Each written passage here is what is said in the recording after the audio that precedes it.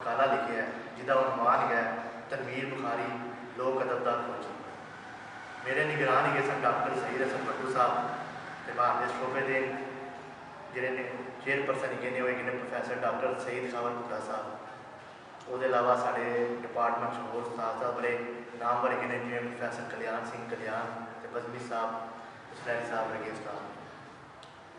मेरा नाम जी अरस्तू सिकंदर आजम है। पहले मैं ऑनर्स बी ऑनर्स पंजाबी ये गौरमेंट कॉलेज लाहौर से किया।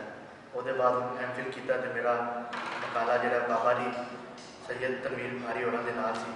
मेरी यह खुशकिस्मती कि मैं इन्होंने कोल आया, इन्होंने दर पर हाजिर होया तो मेरे काम च मुश्किलात भी पेश आई, लेकिन मैं जो इन्होंने मिलया तो तकरीबन सारी मुश्किलें तकरीबन दूर हो गई। उसके बाद काम बड़ा छेती मैंने आसानी हुई करने। मैंने लाइब्रेरी के मसाइल, मवाद के मसाइल, दूजे मसाइल सारे इन्हों की वजह तो दूर है। इस वास्ते मैं इन्हों का बथेरा शुक्रगुजार हाँ। इन्हों की वजह तो काफ़ी मेरा काम बनया। अल्लाह ताला इन्होंने सेहत जाती तंदुरुस्ती दे। जोड़ा मेरा मकाला है एम फिल का जिमें कि वह मान तनवीर बुखारी लोक अदब दा खोजी। ये असी बुखारी साहब दियाँ लोक अदब तो मुतलका जिन्नियां किताबां ने उन्होंने सारिया उत्ते हल्की हल्की नज़र पाई है, उन्होंने मुख्तसर मालूमात दी है। जोड़े बड़े चैप्टर ने उन्होंने लोक गीत तो ले सारा तारीख खुद तो लैके हूँ तक इन्होंने बड़ी अच्छी जानकारी दी। उसके अलावा लोक खेडा वर्जिशां इन्होंने तकरीबन 200 तो वध जो खेडा दसिया ने जिहड़ियां कि सुनने च बस रहिंदियां या पिंडा किधरे किधरे कोई खेलता है, क्योंकि हम अजकल नवा दौर है बच्चे इन्होंने चीज़ों को नहीं पसंद। लेकिन इन्होंने साडा विरसा साडी सकाफत साडा कल्चर जो अपनी किताबों राही बड़ा महफूज किया है। हूँ अजकल के दौर किसी ने पिछले दौर झाती मार के वेखनी कि बाल की खेलना खेलते सन, तो इन्हों की किताबों राही सूँ पता चलता है। इन्हों की किताब का नाम पंजाब के लोग खेल। ये अलावा इन्होंने एक होर चैप्टर बनया कि पंजाब पैदाइश दियाँ ते मौत दियां रस्मां।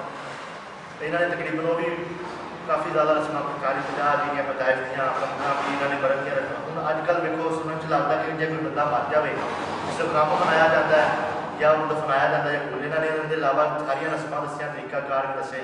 जिमें लगता कि लोग पहले कि हर चीज़ को एक रस्म के तौर पर मुश्किल के तौर पर बनाते सन, त्यौहार के तौर पर बनाते थे। हूँ क्योंकि लोगों को इन्ना वक्त नहीं वेला नहीं, वो सारा कल्चर इन्होंने अपनी किताबों राही भी दसिया। ये अलावा इन्होंने लोक गीतों की तफसील मुकम्मल शुरू तो लैके किमें चलिया किमें आया हूँ किमें अगों फैलिया तो अगों नवे दौर से की रुझानात पाए जाए वो दसे ने। ये अलावा इन्होंने लोक अदब का जिन्ना खोज लाया वो इन्हों का टॉपिक बिल्कुल सही है कि इन्होंने लोक अदब का खोज लाया। ये अपने अदारे लोक अदब का कौमी विरसा जो इस्लामाबाद है सरकारी अदारा वो फील्ड रिसर्चर सन। इन्होंने मुख्तलिफ इलाकों में जाके पुराने स्कूल वालों को लोगों को गीतों को जाके चीज़ा हासिल की तो वो इन्होंने समेटियाँ तो उन्होंने महफूज किया। वो सारा लोक अदब की होता लोगों का अदब वो लोगों को फिर के मिल के फिर ही मिलता है। इन्होंने वन सवनी थावां से जाके तो मैं इस गल भी हैरान होना कि अजकल के दौर जो ट्रांसपोर्ट बड़ी आसान है, अजकल भी जाना आना बड़ा औखा हो जाता है। तो ये उस वेले भी आते जाते रहे हैं तो मुख्तलिफ शहरों में भी फिरते रहे हैं। तो ये बड़ी हिम्मत हौसले वाला काम है। नाले रब जिन्होंने तौफीक बख्शे वही बंदा काम कर सकता है। मैं इन्हों का बड़ा धन्यवाद शुक्रगुजार हाँ कि इन्हों की मेहरबानी है कि इन्होंने मैनू अपना दस्ते शरकत रखिया तो मैं काम मुकम्मल करने के काबिल होया। तो अज मैं मुकम्मल करके मैं अपने आप को आला तलीम याफ्ता कहलवान की समझ हासिल कर सकी।